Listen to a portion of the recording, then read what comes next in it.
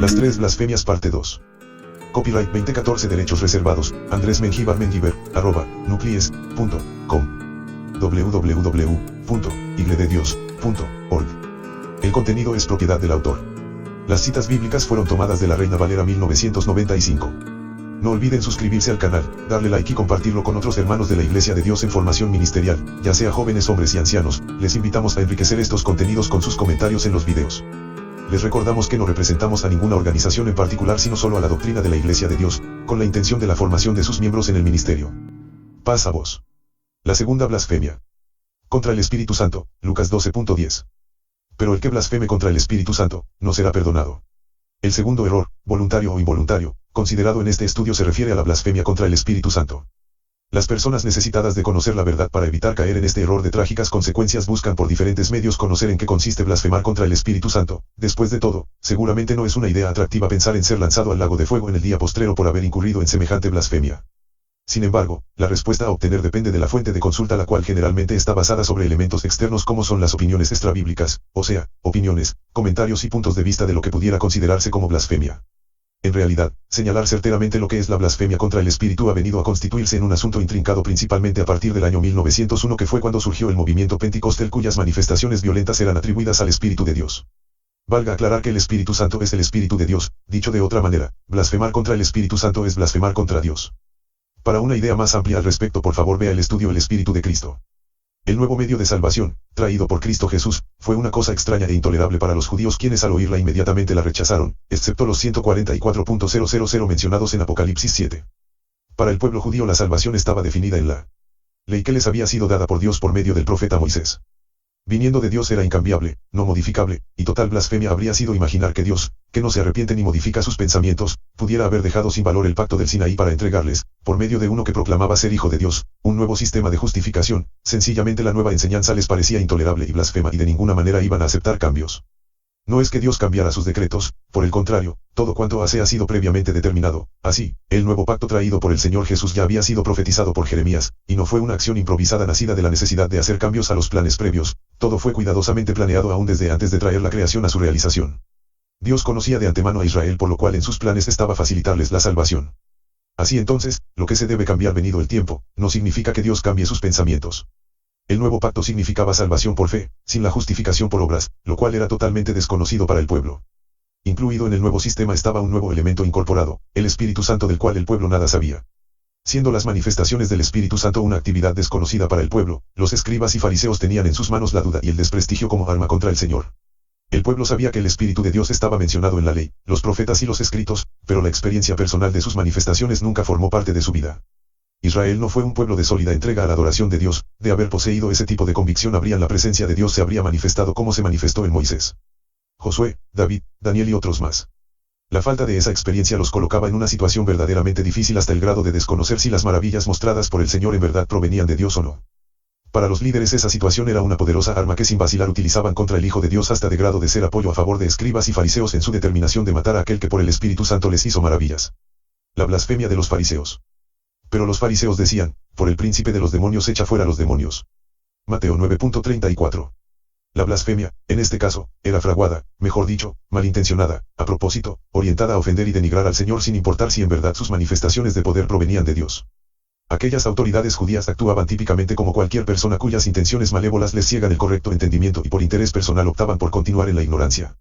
En breves palabras se puede concluir en que la blasfemia de los judíos contra el Espíritu Santo era motivada por su falta de interés de aceptar la verdad. Ellos estaban satisfechos y cómodos siguiendo la tradición sencillamente porque les producía ganancias, autoridad y poder. Desde ese punto de vista, ¿para qué interesarse en validar las manifestaciones del Espíritu Santo?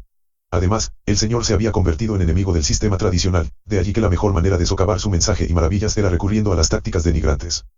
Aquellos hombres blasfemos eventualmente murieron llevando consigo el pecado de haber blasfemado contra el Espíritu del Altísimo Dios, pues sin lugar a dudas no fueron contados entre aquellos por los cuales el Señor pidió a su Padre no les cargara el pecado de haberlo crucificado. Simón, el mago. Otro caso de blasfemia está expuesto en el caso de Simón, el mago, hombre malvado que mientras la multitud humildemente recibía el Espíritu por la imposición de las manos de Pedro y Juan, él observaba la escena pensando de qué maneras obtener ese poder con intenciones diabólicas proyectadas al lucro personal a costas del Espíritu de Dios.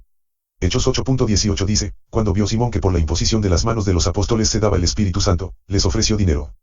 El solo hecho de estar mirando lo que estaba sucediendo demuestra que él no estaba contado entre la multitud que estaba recibiendo la unción de lo alto, sino pensando en cómo sacar provecho del Espíritu Santo. Es más, ni siquiera conocía qué era ni de dónde provenía ese glorioso Espíritu. De haber tenido conciencia al respecto, jamás habría imaginado que podía comprarlo para su lucro personal. Dadme también a mí este poder, para que cualquiera a quien yo imponga las manos reciba el Espíritu Santo. Hechos 8.19. El claro que Simón ni siquiera sabía que era el Espíritu Santo, de otra manera no se le habría ocurrido pensar en comprarlo. Y por decirlo de otra manera, aquel hombre se convirtió en seguidor de Felipe, no de Cristo, debido a la enorme sorpresa que le despertó ver cómo el apóstol hacía milagros y maravillas.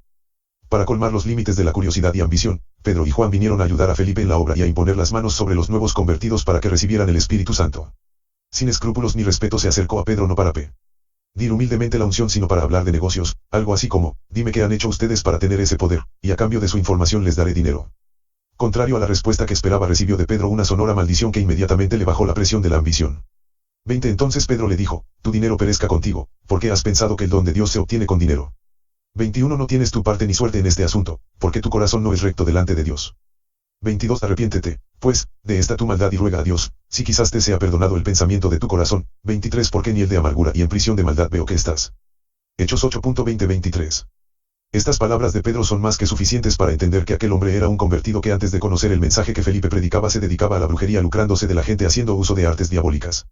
Había dejado la brujería pero en su mente estaba la idea de aceptar el evangelio buscando el modo como vivir lucrándose del público valiéndose de sus artes en nombre de Dios como dice Hechos 8:10. No se sabe qué fue de aquel hombre.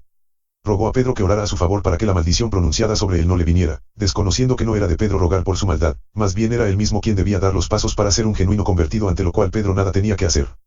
En resumen, pretender poseer el Espíritu Santo por medios comerciales y para usos de la misma índole es una ofensa contra el Altísimo Dios que Dios se presta a manoseos y a actos blasfemos. Como ayer, así hoy.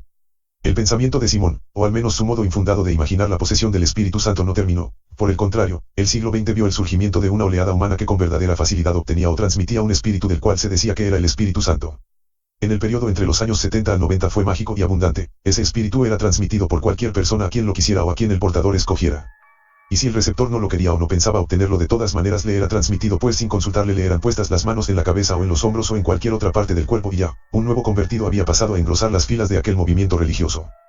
Qué fácil le fue a aquel segmento del cristianismo imaginar que aquel era el Espíritu Santo y que era manipulable según la voluntad de cada persona. Que mediante la acción verbal o mental de pedirlo así debía descender en el preciso momento en que la persona lo demandara. Sin mediar ninguna condición previa de obediencia a la ley de Dios y a la ley de Cristo, sin importar el estilo de vida. Sin estimar de valor la necesidad de estar alineado a la santidad y espiritualidad demandada en la Sagrada Escritura se creía Dios debía obedecer enviando su Espíritu sobre quien quiera simplemente por pedirlo. El único requisito clave era ignorar que semejante modalidad no tenía cabida en la voluntad de Dios. Bastaba con imaginar que las cosas debían suceder según la imaginación, que con solo pedir el Altísimo se viera obligado a ceder a la demanda de ceder su Espíritu. Ignorancia significaba desconocer que Dios no está obligado a ceder ante la imaginación del humano pues Él es Dios, es el soberano, el Altísimo y no cualquier servidor de los antojos de nadie. Lo que se desconocía, y se desconoce, es que Dios es el Señor absoluto en los cielos y en la tierra, y que no hace milagros a cada instante sino únicamente cuando su altísima misericordia lo decide, y que es un gran privilegio para el humano cuando Él le regala su mirada compasiva. Según se decía en el siglo pasado, 20, la gran señal, o la principal de haber sido recibido ese espíritu era hablar en lenguas. Curiosamente, la gran mayoría de fieles creyentes en ese movimiento nunca recibió ese imaginario don, pero como semejante movimiento estaba de moda había que apoyar la idea de hablar en lenguas. Simón usaba sus artes mágicas en nombre de Dios, Hechos 8.10, y no satisfecho con eso quiso disponer de Espíritu Santo para aumentar su fama. Pretender valerse del Espíritu de Dios para provechos personales es blasfemia debido a lo cual cayó bajo maldición. Algo parecido sucedió cuando este fenómeno espiritual estaba con fuerza pues a falta de conocimiento de lo que en verdad es poseer el Espíritu Santo millones de almas creyeron poseerlo. Pero la tremenda fuerza que por unos 30 años abatió a muchas iglesias tradicionales sustrayéndoles miembros hoy ha menguado en gran manera, y aunque todavía hay oportunidad de continuar pensando que el Espíritu Santo es manipulable según la voluntad personal mediante el toque de las manos del transmisor sobre la frente u hombros del receptor en espectáculos públicos, el fenómeno ha perdido la mayor parte de su fuerza arrolladora. De esa manera la falta de conocimiento verdadero acerca del Espíritu Santo empujó a millones a la blasfemia, a vivir creyendo en imaginaciones forjadas por la mente humana. El postmodernismo cristiano y las religiones alternativas han sido dos corrientes mucho más poderosas que se plantaron frente al movimiento pentecostal para impedirle continuar avanzando y le quitaron la fuerza. Lo peor del caso es que debido a la terrible fuerza con que ese movimiento se sostuvo, muchas personas llegaron a imaginar que dudar de la legitimidad de ese imaginario derramamiento espiritual era caer en blasfemia, cuando que la realidad apuntaba a lo opuesto, es decir, la blasfemia consistía en legitimar ese espíritu declarándolo ser el Espíritu Santo. De este pensamiento erróneo aún quedan algunos vestigios en personas que en lugar de escudriñar las escrituras se valen de la lectura de literatura escrita por personas pertenecientes a ese movimiento. Este y todos los estudios que hemos compartido del Centro de Recursos Ministeriales Sinaí de la Iglesia de Dios, pueden encontrarse en www.iglededios.org. Este canal no tiene fines de lucro. Si el propietario actual de lo generado en este canal no desea compartir dicha información, favor de hacerlo saber en algún comentario en videos del canal, no es necesario reportar al mismo. Paz a vos.